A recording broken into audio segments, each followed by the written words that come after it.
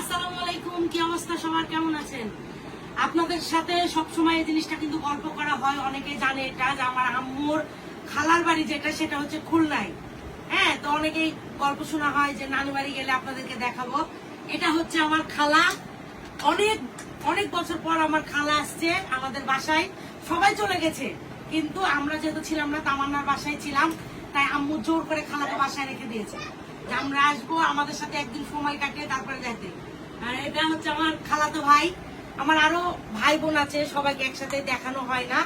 তো আমরা যদি খুলনায় যাই, অবশ্যই আমরা আমার ওই ভাইকেও আপনাদেরকে দেখাবো। আমার আরো ভাই বোন আছে, আরো খালা আছে, আমার মামা আছে। একটা মামা এখানে থাকে, আর একটা মামাও এখানেই থাকে। আম্মু আজকে অনেক কিছু রান্না করেছে খালার জন্য, কিন্তু খালা সাদা ভাত খাই, পোলা ভাত কম খাই।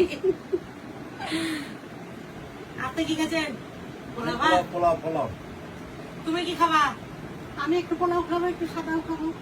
ক্যামেরাম্যান হলো সাদার পাগল, তুই পোলাও খাই না। এলে